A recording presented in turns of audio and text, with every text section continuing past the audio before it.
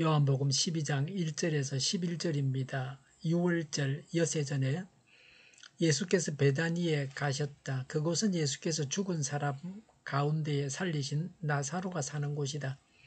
거기서 예수를 위하여 잔치를 베풀었는데 마르다는 시중을 들고 있었고 나사로는 식탁에서 예수와 함께 음식을 먹고 있는 사람 가운데 끼어 있었다.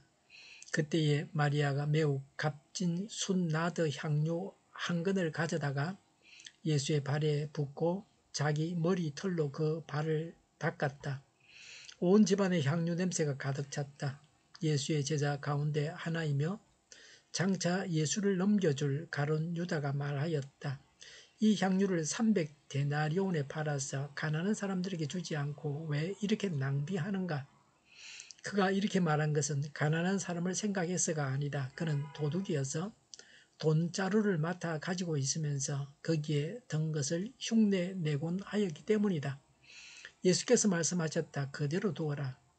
그는 나의 장사 날에 쓰려고 간직한 것을 쓴 것이다.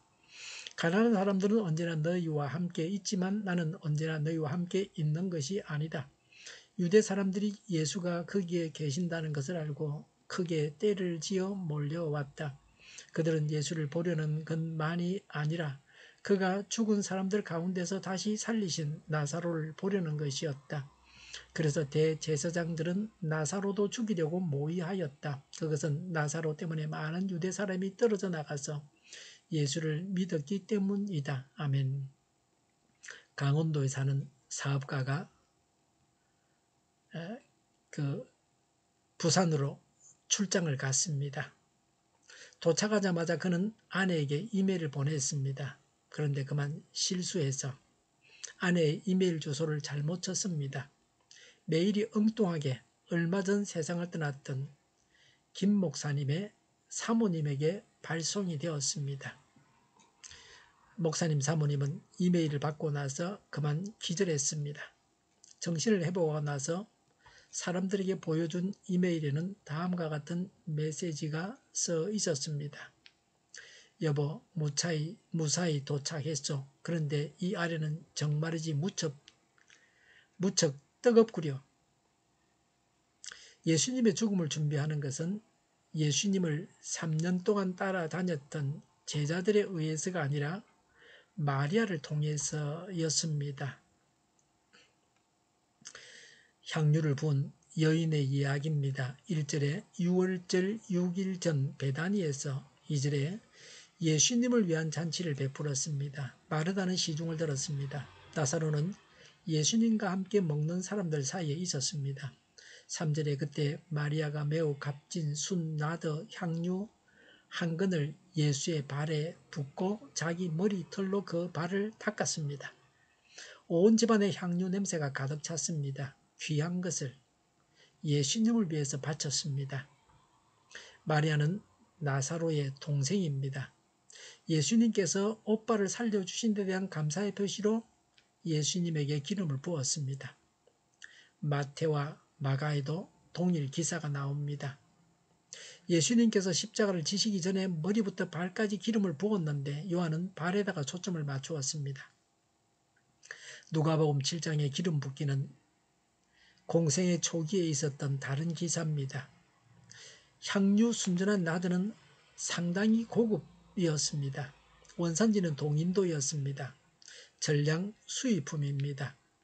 불순물이 섞이지 않은 고급품입니다. 향유의 양은 340g이었습니다. 340cc라고도 할 수 있습니다. 향유를 담았던 용기도 매우 비싼 것이었습니다. 가룟 유다의 견해입니다. 4절에 가룟 유다가 말하기를 5절에 이 향유를 팔아 가난한 사람들에게 주지 않고 왜 이렇게 낭비하는가? 300데나리온에 팔아 가난한 사람에게 주어야 한다고 했습니다. 그 향유의 값이 300데나리온이라고 유다는 말하고 있습니다. 300데나리온은 노동자의 300일치 임금입니다. 요새는 말하면 1년치 임금입니다. 연봉입니다. 하루 임금을 10만 원이라고 하면 3천만 원입니다. 설비와 누수 일을 하는 분은 하루 일당이 30만 원이라고 합니다. 근데 40분 일하고 15만 원을 받아가셨습니다. 하루 일당을 30만 원이라고 하면 300데나리온은 9천만 원입니다. 예수님께 부어드리는 것은 낭비라고 했습니다. 가치 있게 사용하려고 하면 구제에 사용해야 한다고 했습니다. 합리성과 인간의 도덕성에 호소했습니다. 그럴듯한 주장입니다. 이것은 명목상의 이유이고 실제 이유는 따로 있었습니다. 유다는 왜 그런 말을 했는가? 유다가 그렇게 하자고 한 실제적인 이유는 6절에 유다가 가난한 사람을 생각해서가 아니고 돈을 맡은 자로 돈을 도둑질해왔고 지금도 그 돈을 맡아 자기가 도둑질해서 가지려고 한 말이었습니다. 유다의 관심은 예수님께 없었습니다. 가난한 자에게도 없었습니다. 오직 돈에 관심이 있는 사람입니다. 돈을 사랑함이 일만 악의 근원입니다. 가룟 유다는 위선자였습니다. 입으로 선을 말했습니다. 실제로는 악을 행하는 자였습니다. 구제한다는 명목을 내세워서 마리아를 나무랐습니다. 악인이 선인을 나무라는 세상입니다. 이 세상은 항상 뒤집혀져 있습니다. 이 세상을 뒤집어 엎어서 바로 세워야 합니다. 바로 세우는 일을 예수님이 하셨습니다. 우리도 이 일을 해야 합니다. 예수님께서 하신 말씀입니다. 7절에 예수께서 그대로 두라고 하셨습니다. 나의 장례를 위해 쓴 것이라고 하셨습니다. 예수님이 십자가를 지시기 6일 전이었습니다. 향유를 예수님께 부은 것은 예수님의 피로를 채워드리기 위해서 한 일이었습니다. 8절에 가난한 자는 언제나 너희와 함께 있지만 나는 언제나 너희와 함께 있는 것이 아니다 라고 하셨습니다. 가난한 자는 언제나 어디에나 있습니다. 가장 부유한 나라에도 가난한 사람은 있습니다. 구제는 언제나 할 수 있습니다. 또 언제나 구제해야 합니다. 그러나 예수님을 위해서 쓰는 것은 더 잘한 일입니다. 예배는 구제보다 더 중요합니다. 그네가 바친 것을 칭찬하신 이유는 오빠 나사로를 살려주셔서 예수님께 감사하고 사랑하는 마음으로 드린 것입니다. 은혜에 대해서, 받은 은혜에 대해서 감사할 줄 아는 자였으므로 예수님께서 칭찬하셨습니다. 예수님의 발에 향유를 붓고 머리털로 닦았습니다. 발을 씻기는 것은 종들이 하는 일입니다. 보통 발을 씻기고 수건으로 닦아주고 그래야 되는 거죠. 그런데 기름을 붓고 물이 아니고 비싼 향유를 붓고 그리고 자기 머리털로 예수님의 발을 닦았습니다. 그녀의 머리를 발수건으로 해서 예수님의 발을 닦았습니다. 겸손히 예수님께 바쳤습니다. 예수님을 대적하는 유대인들의 우매함에 대해서 말씀하고 있습니다. 9절에 유대 사람들이 때를 크게 지어 몰려왔습니다. 그들이 예수님을 보려고 왔으면 얼마나 좋았겠습니까? 그런데 그들이 보러 온 것은 예수님이 아닙니다.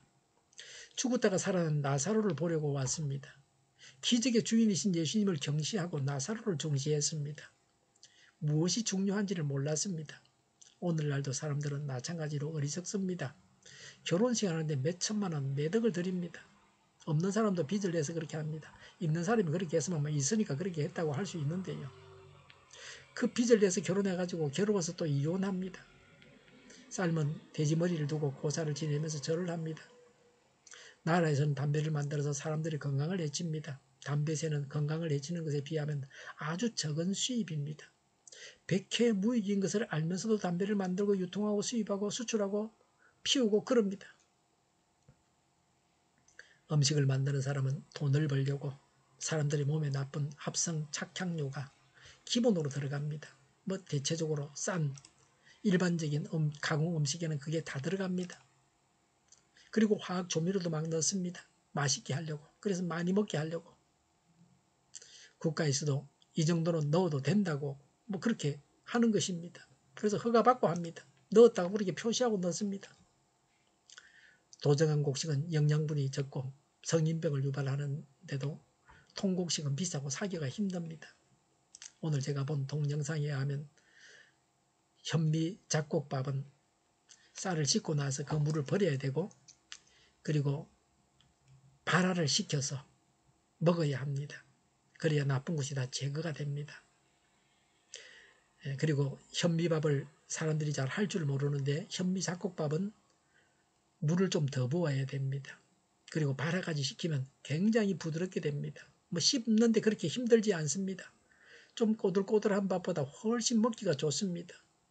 이건 제가 이론으로 알고 있는 것이 아니고 실제로 제가 먹는 밥이 그렇습니다. 뭐 어떨 때는 물을 조금 더 많이 부으면 죽처럼 되기도 합니다. 뭐 씹어 먹기는 좋습니다. 이빨이 나쁜 사람들에게. 사과나 과일, 배, 감자, 당근 같은 이런 과일과 채소는 대체로 껍질에 영양분이 많습니다. 그런데 껍질은 깎아서 놔버립니다. 양배추, 배추 같은 것은 또 양파 같은 거 겉에 있는 잎이 영양이 많습니다. 농약을 쳤기 때문에 그런데 버려야 됩니다. 뭐 양파는 땅속에 있으니까 좀 나을 수도 있습니다. 이런 일들이 세상을 지옥으로 만듭니다. 우리 믿는 사람들은 이렇게 뒤바뀐 세상에 살고 있습니다. 사람이 지혜로운 측면도 있지만 매우 어리석은 측면도 있습니다. 하나님의 눈으로 볼 때 사람이 아주 어리석습니다. 만물의 영장답지 않고 미물보다도 못합니다. 우리는 제대로 알고 아는 대로 지혜롭게 살아야 됩니다. 10절과 11절에 나사로 때문에 많은 유대인들이 예수님을 믿었으므로 나사로도 죽이려고 모의했습니다. 자기들의 목적을 이루기 위해서는 살인도 마다하지 않는 범죄 집단입니다. 자기들의 유익을 위해서는 남을 죽이는 이기적인 모습이 확연히 드러났습니다. 예수님은 죽은 자를 살리시고 사단은 산 자도 죽입니다. 나사로를 죽여서 하나님께서 하신 일을 지우려고 했습니다. 사람들이 예수님을 믿고 구원받지 못하게 하려고 했습니다. 우리는 하나님의 말씀을 죽이지 않습니까? 하나님의 은혜를 죽이지 않습니까? 예수님께 바치고 예수님을 중시하고 예수님을 드러내고 예수님께 순종해야 합니다. 예수님께는 아무리 많이 바치고 아무리 귀한 것을 바쳐도 과하지 않습니다. 기도하겠습니다. 하나님께 순종하고 하나님께 바칩니다. 오늘도 온전하게 순종하고 온전하게 드리기를 원합니다. 정의가 강물처럼 흘러가게 하여 주시옵소서. 교회가 분열되지 않고 하나가 되게 하여 주시옵소서. 교회가 한 목소리를 내게 하여 주시옵소서. 전쟁이 그치고 평화가 오게 하여 주시옵소서. 성경을 대적하는 자가 없어지게 하여 주시옵소서. 주사파와 공산당과 이적 단체들과 적과 통일로 나아가게 하는 자들이 없게 하옵소서. 이 땅에 다시는 전쟁이 일어나지 않게 하옵소서. 적과 통일이 되지 않게 하옵소서.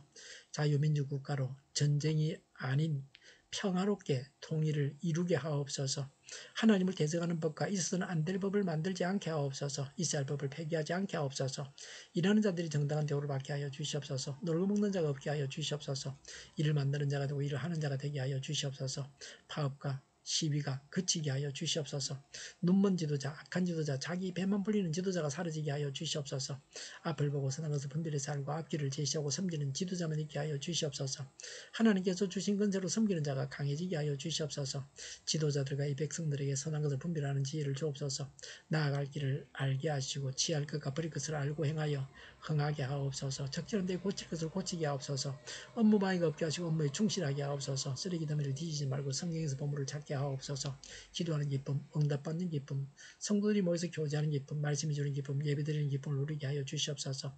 우리 동료교회가 만군을 집하게 하여 주시옵소서. 저희의 간절한 간구에 응답하여 주시옵소서. 예수 이름으로 명하노니 모든 병만은 물러가고 몸의 모든 부분들을 온전하게 될지어다.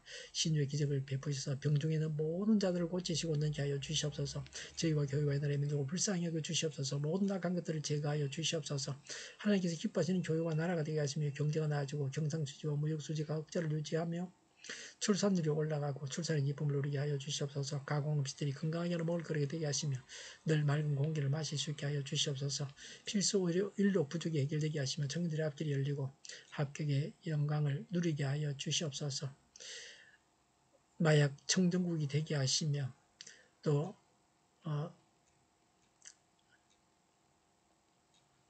의료를 담당하는 병원의 문제들이 잘 해결되어지게 하여 주시옵소서. 비로 인한 피해가 더 이상 없게 하여 주시옵소서. 오늘도 하나님 안에서 차고 넘치는 삶, 복된 삶을 살게 하여 주시옵소서. 감사와 찬양을 주님께 돌려드리며 예수님의 이름으로 기도하옵나이다. 아멘.